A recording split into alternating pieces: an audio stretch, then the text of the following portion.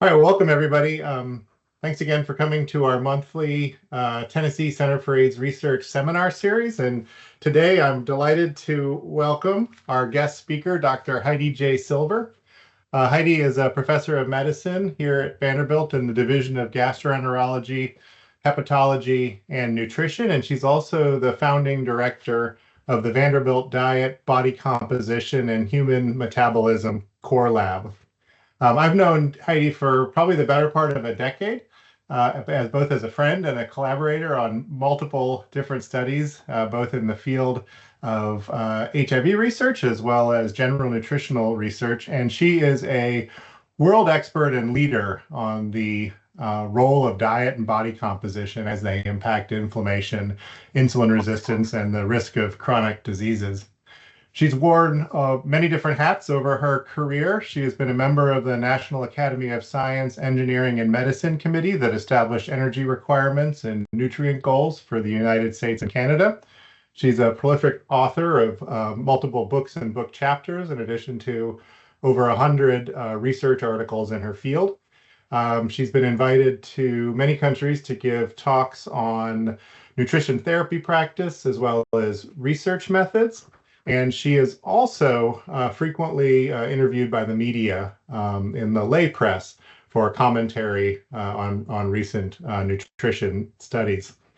In her leisure time, she has a lot of various activities, but I think one that people probably don't know about is Heidi's actually a nationally ranked champion ballroom dancer who, as I recall, I think came in first place in Kansas City last weekend. So really appreciate that, Heidi, that you took the time to join us today, and thank you for presenting at our seminar series. Thank you for having me. So I wanted to talk today about frailty in a little different perspective than it's typically thought about. Usually when we think about frailty, we think about very old adults, and we focus on physical disability. And I want to shift our thinking a little bit to looking at how obesity and frailty interact and what might be a complication of obesity that may be driving frailty in our HIV positive population, but also in other populations. Yeah, my slide isn't moving. Uh-oh. So I'm having another, okay. So I want to raise first the issue of whether frailty is really simply, and I'm using quotes around the word simply, an aging-related clinical condition. And I think you could think about it in a parallel situation with type 2 diabetes. So if you were in research or clinical practice in the 1970s or 80s or 1990s, really up to about 2000 more or less, early 2000s, type 2 diabetes was thought of as a aging-related disease and only occurred in people who are over 65. And if you look at what's happened now, in fact, we see type 2 diabetes in people in their 50s, 40s, 30s, 20s, even in adolescence. So the nature of the condition has changed. And most often that's attributed to our obesity epidemic or our consumption of excess food and calories and the consequences of that. Sorry, I have a dog. So I want to kind of shift our perspective on frailty to consider, is that really just an aging-related condition in this point of time and in the health environment that we live in, or is there more to it? In terms of the clinical criteria for frailty, that really hasn't changed in terms of diagnostic purposes. Unintentional weight loss, weakness in terms of strength of the muscles, slowness in terms of walking speed, Gait speed is a primary indicator, reduced physical activity, and exhaustion. Now, before I go into the role of obesity and particular types of obesity, I just want to take a moment to focus a little bit on the issue of unintentional weight loss. From my perspective, that's the least investigated component of frailty. And so I really want to encourage you, whether you're in research or clinical practice or community practice, that the unintentional weight loss has an etiology. And there are a lot of possible causes driving it and interacting. And we don't do a great job of really investigating that in practice. And maybe that there have developed problems with the ability to chew or to swallow. There may be problems with smell or taste perception. There may be appetite-related problems. There could be digestion-related problems, early bloating, fullness, abdominal discomfort or cramping, GERD, gastroesophageal reflux disease.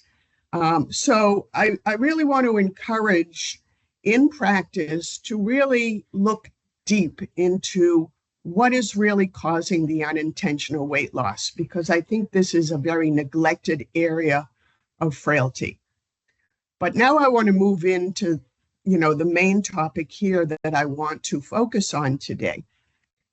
And first, I think, we have to recognize what the complications or consequences of frailty are and why it's even a big deal that we should focus on. So we're familiar with the impact on physical performance, the physical disability, loss of physical independence in terms of activities and instrumental activities of daily living. We also think of frailty in terms of susceptibility or vulnerability to falling and consequent fractures. But there are other aspects, in terms of cardiovascular disease. There's significant associations with peripheral vascular disease, coronary artery disease, stroke, myocardial infarct. So clearly cardiovascular events as an outcome of frailty. And overall, longer hospital admissions, more frequent admissions, more frequent ICU and longer ICU admissions, the mostly negative outcome of long-term institutionalization, and of course, death. So the aspects of frailty that are typically focused on, as I mentioned before, is this sort of cycle of dysregulated energetics, where there is unintentional weight loss that results in a state of chronic undernutrition, inadequate intake of calories, inadequate intake of protein, vitamins, minerals, and the development of outright deficiency states, and impact on metabolic rate, impact on physical activity. I mentioned walking speed and the physical disability and the loss of strength, and the impairments in balance that lead to falls and fractures. But the one I want to focus on today is the development of sarcopenia, and particularly in the context of the obesogenic environment that we currently live in. So what is sarcopenia? So it is also considered an aging-related disease, a progressive skeletal muscle disorder. But again, just like I was mentioning with regard to frailty and the analogy of type 2 diabetes, I want to posit here also that sarcopenia isn't just an aging-related disease anymore. And in fact, in our imaging work, we're seeing sarcopenia in people in their 30s, 40s, 50s, and I think we have to move beyond the concept of things being aging-related specifically. So the clinical criteria for sarcopenia are loss of muscle strength, loss of muscle mass, and loss of muscle function. And therefore, there's an overlap. There's a shared phenotype, the impairment in physical function, the weakness, the loss of strength, the slowness in gait speed and movement, and the impairments in balance. And that's where sarcopenia and frailty really overlap. While there are some other drivers in both conditions, and they may be specific to each condition, there is a significant overlap that they share.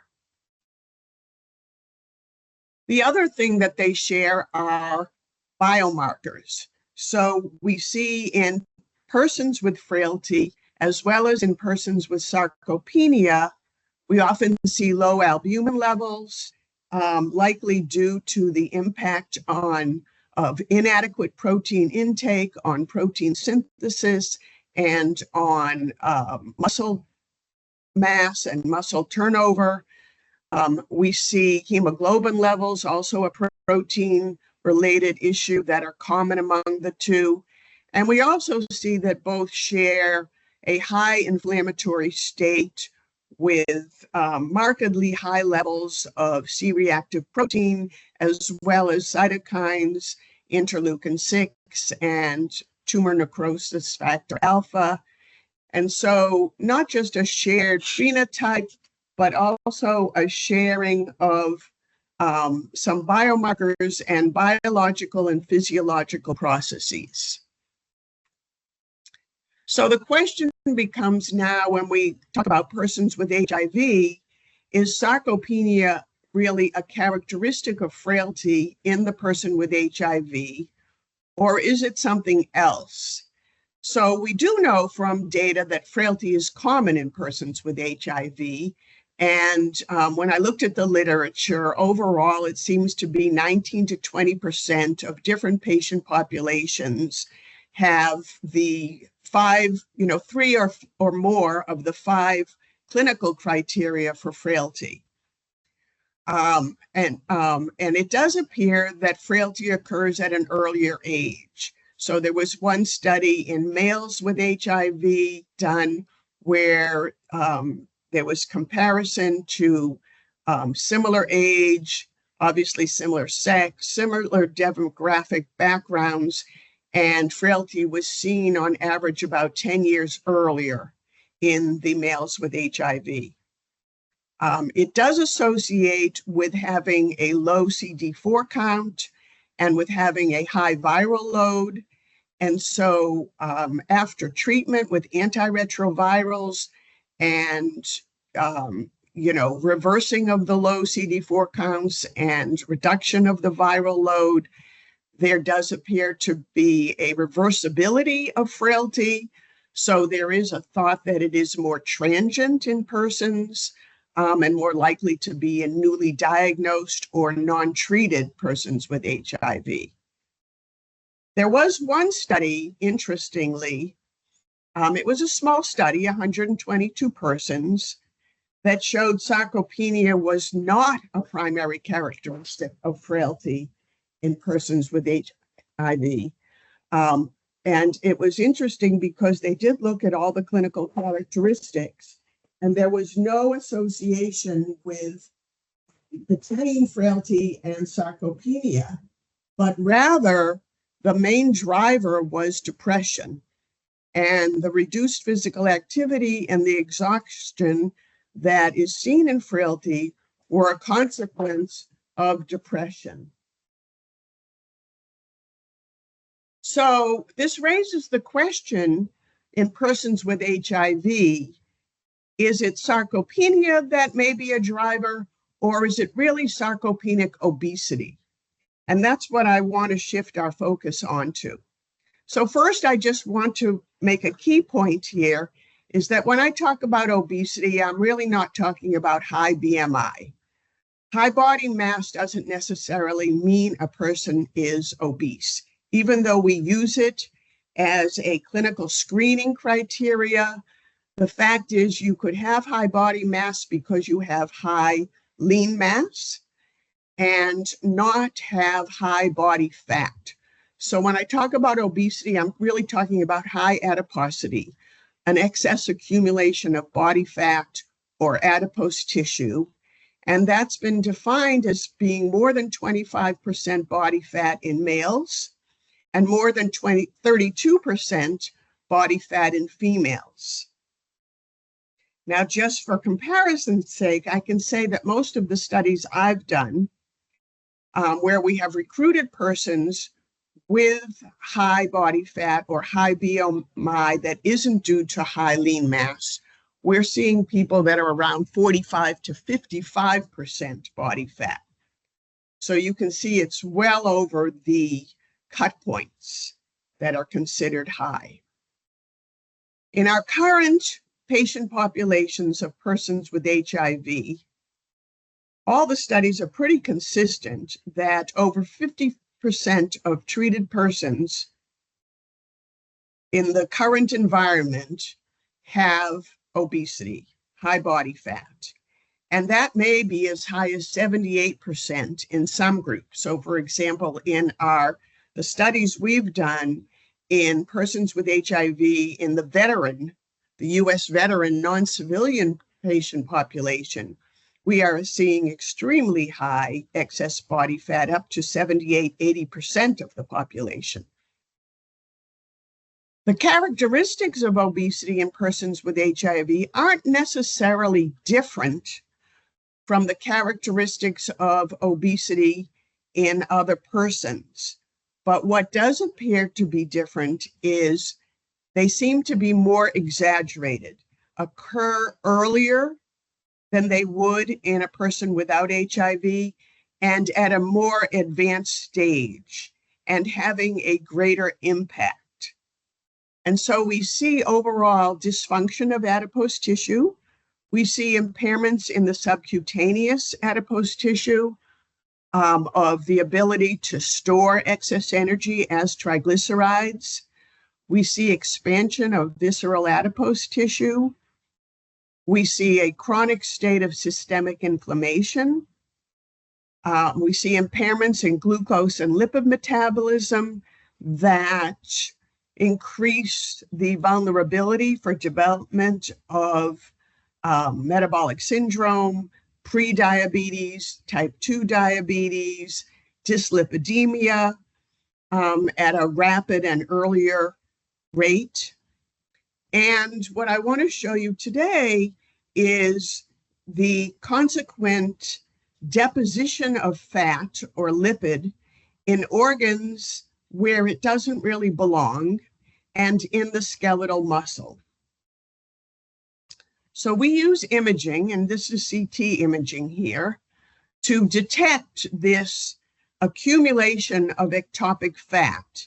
And here we're looking at two different persons. Both have a high BMI. The BMI was 38 for both people.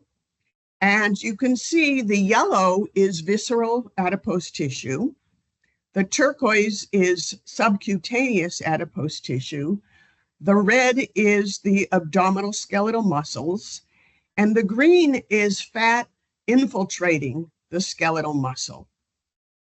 And so the person on the left, even though they have a high BMI and a high degree of adiposity, which you can see by the amount of visceral fat around the organs in the abdominal cavity, you see a little bit of fat in the skeletal muscle, a little bit of green coloring, but that's normal. It would be unexpected for an individual to have 0% fat. But on the right, you see much greater infiltration of the fat. And you see now we're getting to where it's, reaching that 20 to 30% of the actual skeletal muscle that's infiltrated with fat.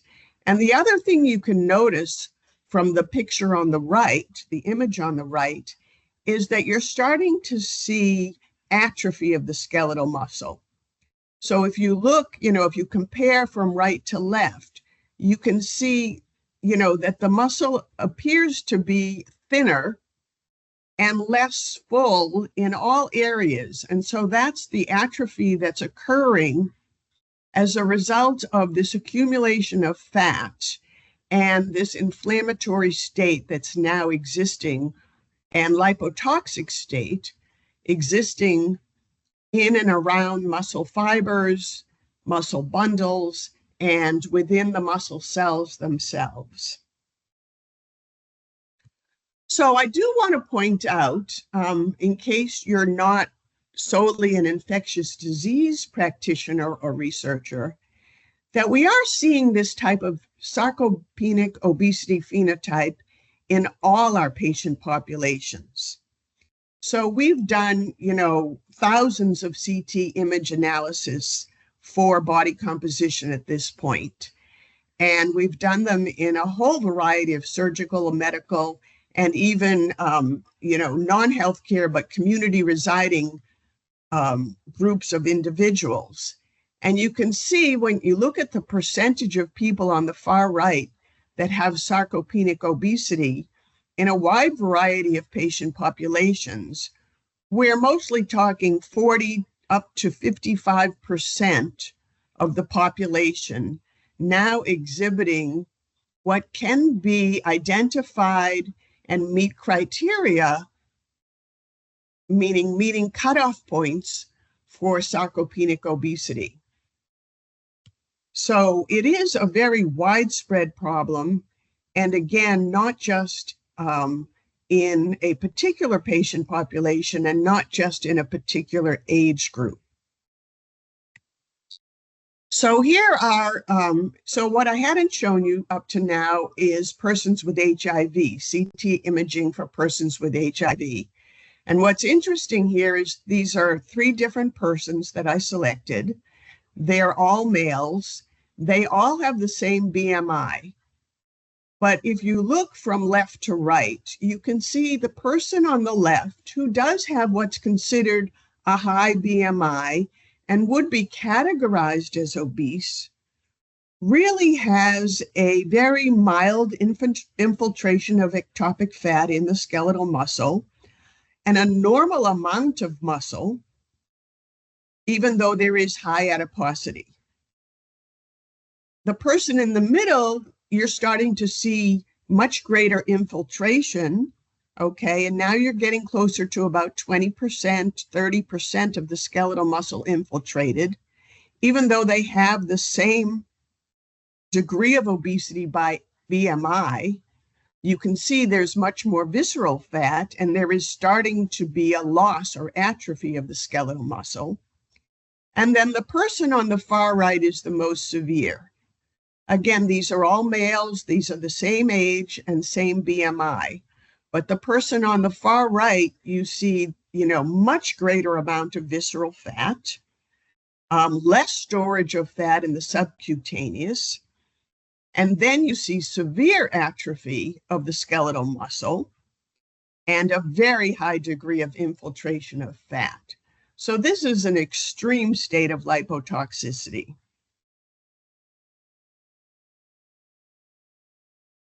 So what this state of extreme lipotoxicity, where there's this huge accumulation of fat in the skeletal muscle and lipid in the myocytes, is termed myosteatosis.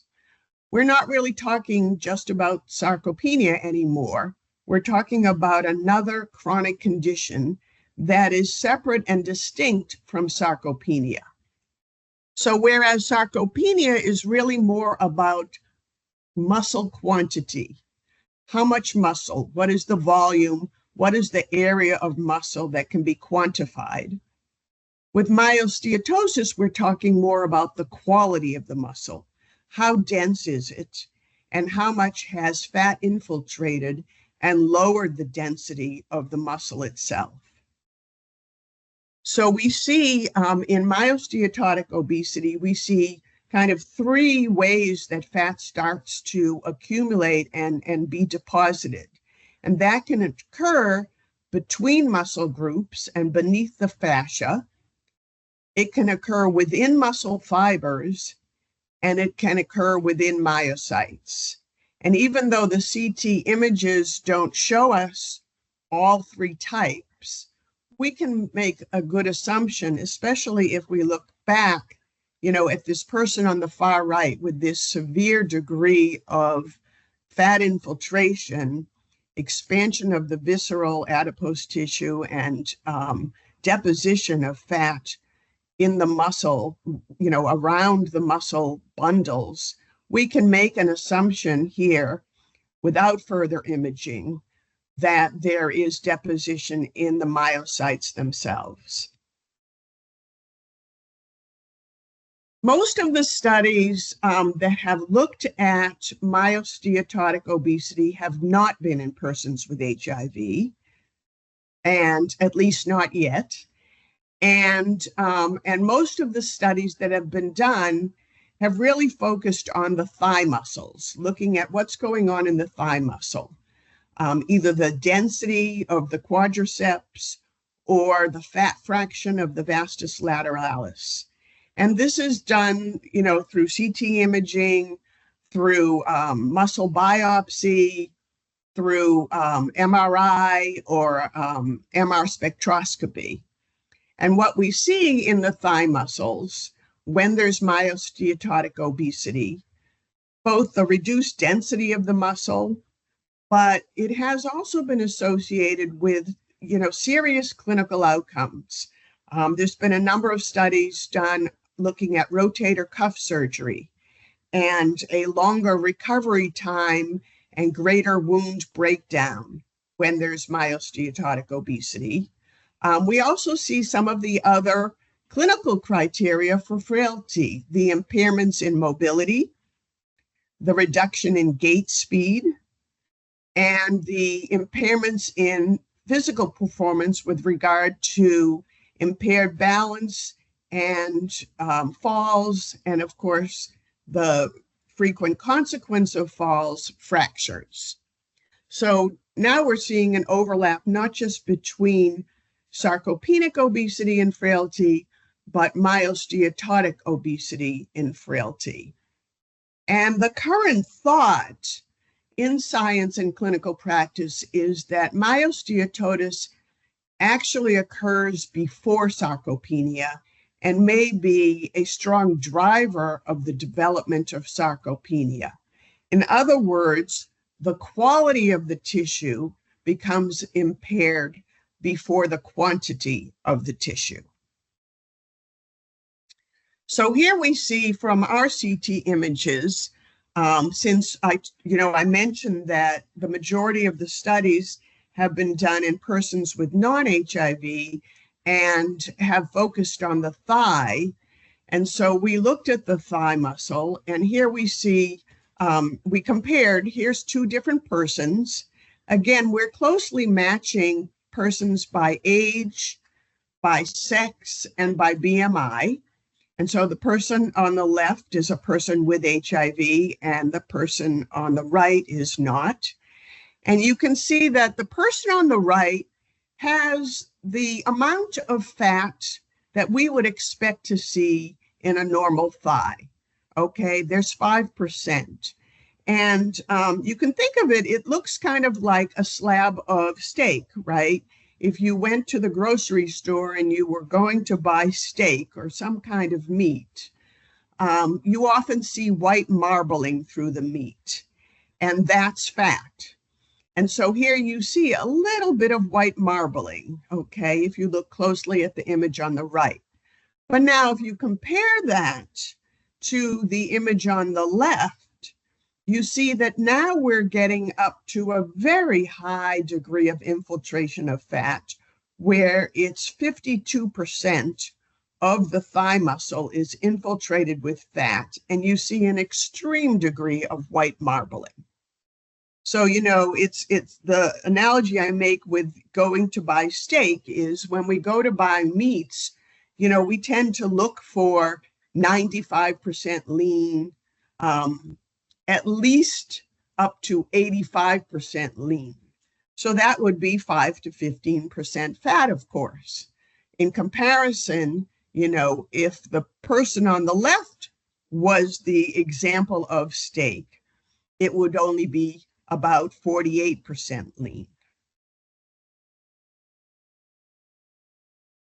So we've recruited a number of veterans in this study, 86 veterans from our local VA, from the infectious diseases clinics. And we've looked at, obesity and identified different phenotypes of obesity. So the point here is that obesity really is not a homogeneous or homogeneous condition. It is very heterogeneous. And in terms of obesity per se, we see, expansion of the visceral adipose, but in a subset of people, we see steatosis of the liver, so hepatic obesity. We also see a subset of individuals with obesity who are metabolically healthy. And then we see this subset of myosteatotic or combined myosteatotic and sarcopenic obesity. And this is a really large chunk. 36% of our patient population has this myosteatotic type of obesity. I made a little note here to remind you that, a large number of these people, 60%, were under the age of 60. So again, not really just an aging-related phenomena. And then if we compare, our ones with visceral obesity and our ones who have this myosteatotic sarcopenic type obesity, we do see some similarities in terms of age and BMI. But you can see that the amount of skeletal muscle is significantly less. So there's been significant atrophy of muscle in our myosteatotic obesity phenotype. The density of the muscle, which is measured in Hounsfield units in this, from the CT imaging, is much lower. You see greater inflammation, and you're now seeing this lipotoxic, glucotoxic effects where hemoglobin A1C is higher and serum glucose levels are higher, and the proportion of the patient population that has developed full-blown diabetes is significantly greater. The other thing that we're seeing when we, go back to focusing on frailty, the two most common clinical measures of frailty are one, as I mentioned before, gait speed, and the other is muscle strength, which is most commonly measured by hand grip strength.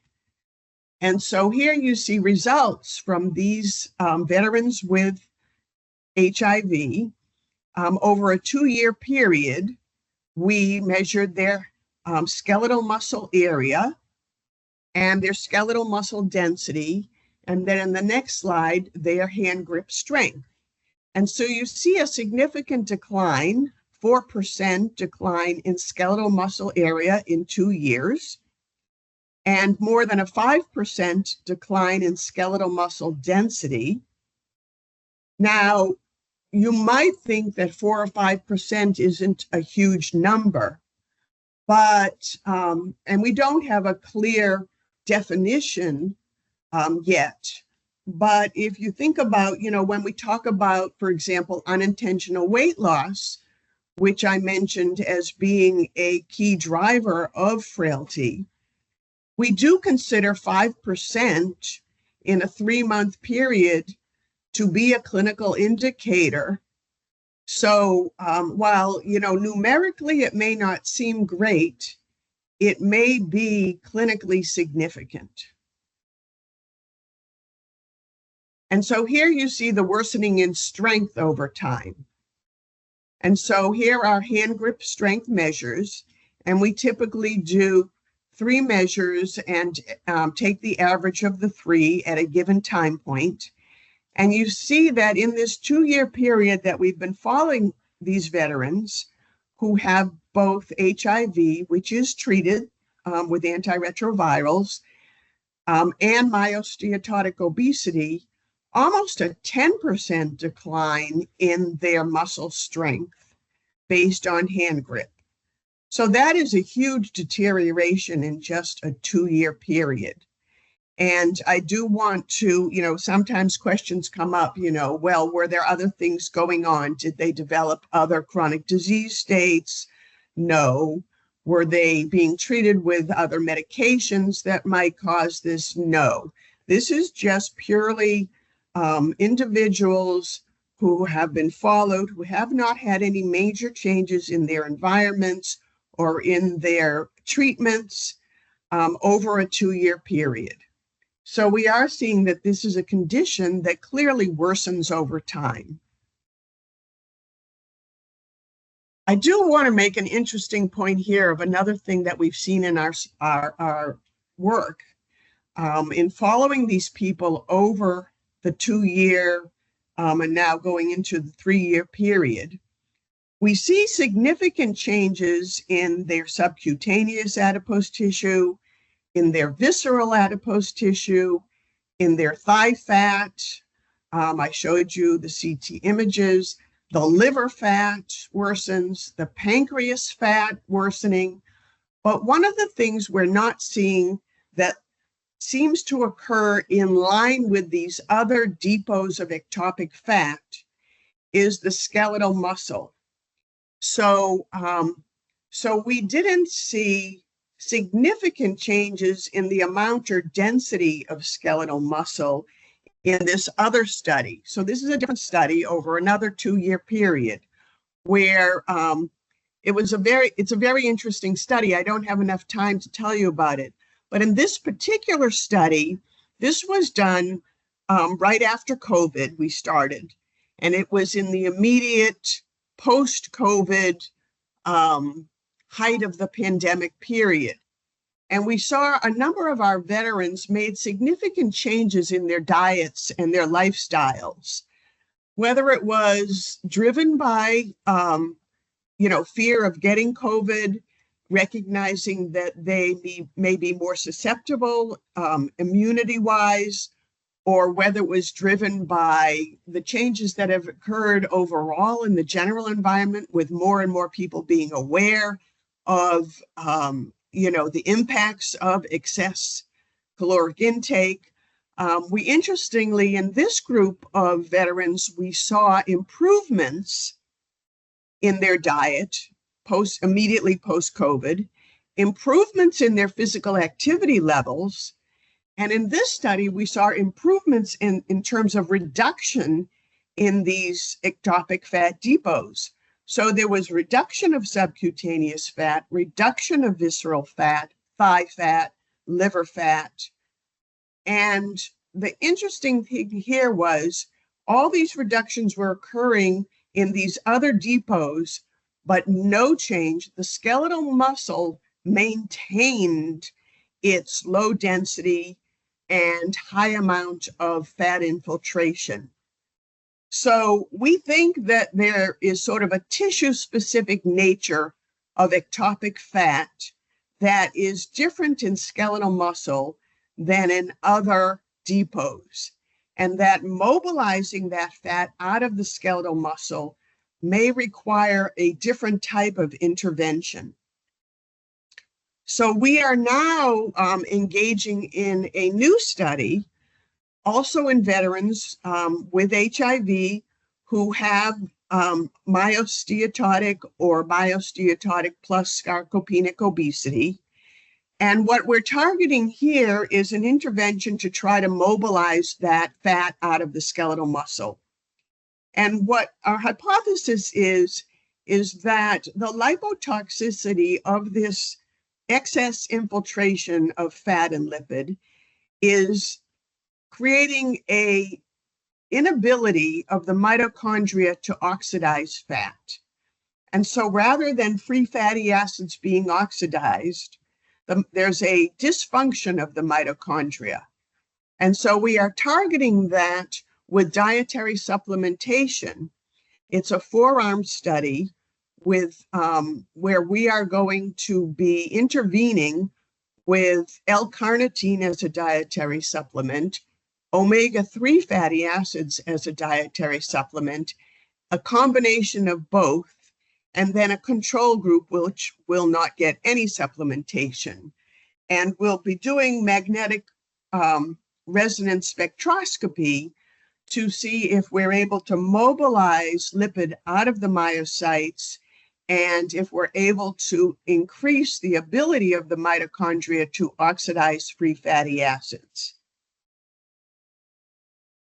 So as a closing remark, I want to just mention and really get across the point here that sarcopenic obesity, myosteatotic obesity have very serious clinical consequences.